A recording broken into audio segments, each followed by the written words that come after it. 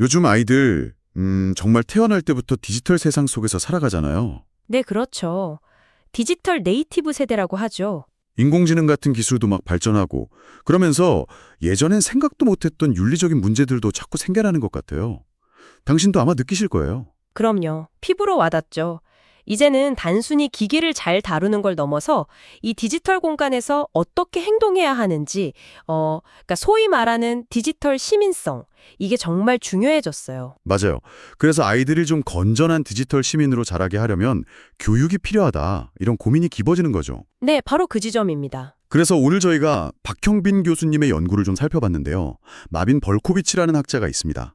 이분의 인격 교육 이론, 특히 도덕 해부학이랑 프라임드 모델, 이게 오늘날 초등학생들의 디지털 시민성 교육에 어떤 실제적인 도움을 줄 수 있을지 좀 깊이 파헤쳐 보려고 합니다. 네, 사실 벌코비치 이론은 꽤 오래됐지만 이걸 요즘 문제에 적용해 보려는 시도 자체가 참 의미 있는 것 같아요. 그렇죠. 그래서 오늘 분석 목표는 벌코비치의 이 틀이 이 복잡한 디지털 세상에서 아이들이 도덕적으로 판단하고 또 책임감 있게 행동하는 걸 어떻게 도울 수 있는지 그 핵심 아이디어를 당신께 좀 명확하게 전달해 드리는 겁니다. 네, 좋습니다. 그럼 먼저 디지털 시민성, 이게 정확히 뭔지부터 좀 짚고 갈까요? 처음에는 그냥 정보 격차 해소, 뭐 이런 거였던 것 같은데요? 맞아요. 초기에는 그 접근성 문제가 중요했죠. 근데 지금은 의미가 훨씬 넓어졌어요. 온라인에서 안전하게 행동하고, 다른 사람 존중하고, 책임감 보이는 것, 또 자기 권리랑 의무를 아는 것. 그리고, 정보가 넘쳐나니까 진짜 정보랑 가짜 정보 가려내는 비판적 사고력, 이런 것 다 포함하는 개념이에요. 아, 그러니까 단순히 뭐 스마트폰 잘 쓰는 능력, 그 디지털 리터러시랑은 다른 거네요. 윤리적인 태도, 뭐 사회 참여, 이런 게 훨씬 강조되는군요. 그렇죠. 훨씬 더 포괄적이죠. 예를 들면 친구의 온라인 사생활 존중하는 거, 또 저작권 함부로 침해 안 하는 거, 그리고 막 감정적으로 댓글 달기보다는 좀 공감하면서 소통하는 능력. 그리고 가짜 뉴스에 안 속고 사실 확인하려는 노력 같은 거요. 이게 다 핵심적인 디지털 시민의 역량이죠. 그렇군요. 그럼 벌코이치의 도덕 해부학은 이걸 이해하는 데 어떤 도움이 줄까요? 해부학이라니까 좀 어렵게 들리기도 하고요. 도덕해부학은요, 우리 마음속 도덕성을 좀 정밀하게 분해해 본다고 생각하시면 쉬울 것 같아요. 아, 분해한다고요? 네. 그냥 착하다, 나쁘다 이렇게 단순하게 보는 게 아니고요. 그 사람이 어떤 가치를 중요하게 여기는지 가치, 감정은 어떤지 정서, 옳고 그름은 어떻게 판단하는지 추론, 또 스스로를 어떤 사람이라고 생각하는지 정체성, 실제로 행동은 어떻게 하는지 행동, 그리고 타고난 성품, 인격, 그리고 이 모든 걸 가능하게 하는 기본적인 능력들, 이걸 메타도덕적 특성이라고 부르는데요. 이 7가지를 세밀하게 들여다보는 틀이에요. 오, 메타 도덕적 특성. 그게 좀 흥미로운데요? 그 자체는 도덕적이지 않지만 도덕적인 행동에 꼭 필요하다는 말씀이시죠? 정확합니다. 예를 들어 자기 통제력 같은 거요. 자기 통제력. 네. 막 충동적으로 악성 댓글 달고 싶을 때 참는 힘, 이런 거요. 이 통제력 자체는 좋고 나쁨이 없지만 온라인에서 윤리적으로 행동하려면 꼭 필요하잖아요. 아하. 그러니까 도덕성이란 게 그냥 착한 마음만으로는 부족하고 이런 복합적인 심리 요소들이 다 필요하다는 걸 보여주는 거죠. 이론은 정말 흥미로운데 그럼 이걸 학교 현장에서 어떻게 가르칠 수 있을까요? 여기서 이제 프라임드 모델이 나오는 건가요? 네, 맞습니다. 프라임드 모델이 바로 그 실천적인 방법을 제시하는데요. 효과적인 인격 교육을 위한 6가지 원칙의 앞글자를 딴 거예요. PRIMED? 네, priority, 우선순위죠.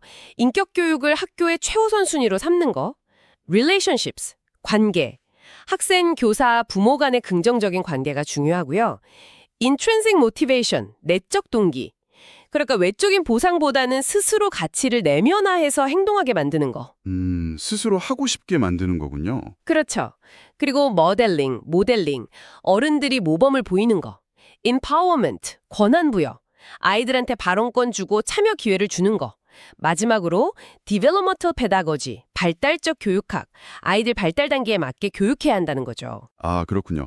PRIMED. 그럼 이 원칙들을 디지털 시민성 교육에 구체적으로 어떻게 연결할 수 있을까요? 네, 그게 이제 중요한데요.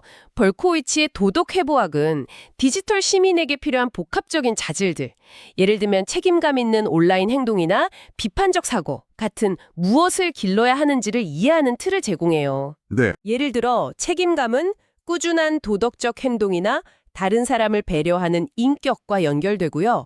비판적 사고는 도덕적 추론 능력, 그리고 아까 말한 메타도덕적 특성인 자기조절 능력, 이런 것과 관련이 깊죠. 아, 그리고 프라임드 모델은 그럼 이런 자질들을 어떻게 효과적으로 키울지에 대한 구체적인 방법, 학교 환경을 어떻게 만들지에 대한 지침을 주는 거군요. 바로 그겁니다. 예를 들어 모델링 원칙을 생각해 보면요. 선생님이 먼저 온라인 토론 같은 데서 아주 예의 바르게 자기 의견을 말하고 또 다른 사람 정보를 함부로 퍼뜨리지 않는 모습을 보여주는 것. 이게 아이들한테는 최고의 교육이 될 수 있겠죠. 그렇네요. 관계도 중요하다고 하셨으니까 단순히 지식 전달이 아니라 좀 더 따뜻하고 지지적인 교실 분위기를 만드는 것도 중요하겠고요. 맞아요. 실제 수업에서는 구체적인 사례, 예를 들어 사이버 불링 사례 같은 걸 놓고 토론하거나 역할극을 해볼 수도 있고요. 근데 중요한 건 어떤 특정 가치관을 막 주입하려고 하면 안 되고 아이들이 스스로 생각하고 판단하도록 격려해야 한다는 거예요. 네, 스스로 생각하게. 그리고 모든 학생이 좀 안전하게 자기 의견을 말할 수 있는 분위기를 만들어줘야 하고요. 물론 개인정보 보호 같은 기본 원칙은 철저히 지켜야 하고요. 결국 이 볼코이치의 이론, 그러니까 도덕 해부학이랑 프라임드 모델은 디지털 시민성 교육을 단순히 기술 배우는 차원을 넘어서 아이들 내면의 도덕성, 인격을 깊이 있게 키우는 방향으로 이끌어주는 아주 중요한 나침반 같은 역할을 한다. 이렇게 볼 수 있겠네요. 네, 그렇습니다. 오늘 이 분석이 당신께서 자녀 교육에 대해 고민하시거나 아니면 그냥 우리 사회의 디지털 윤리 문제에 관심이 있으시다면 어떻게 하면 좀 더 깊이 있고 실질적인 방식으로 책임감 있는 디지털 시민을 길러낼 수 있을까? 여기에 대한 어떤 통찰을 드리는데 도움이 되었기를 바랍니다. 네, 마지막으로 한 가지 질문을 던지면서 마무리할까 하는데요. 벌코위츠는 인격교육의 궁극적인 목표로 티콘 올람이라는 개념을 이야기했어요. 이게 세상을 치유한다는 뜻의 유대교 개념이라고 하더라고요. 아, 티쿠놀람. 네. 그렇다면 오늘 우리가 나눈 이야기처럼 디지털 시민으로서 우리 각자가 도덕적인 역량을 키워나가는 것이 이 복잡하고 어떻게 보면 상처로 가득한 온라인 세상을 어떻게 조금이라도 더 건강하게 치유하는 데 기여할 수 있을지 한 번쯤 생각해 보시는 건 어떨까 싶습니다.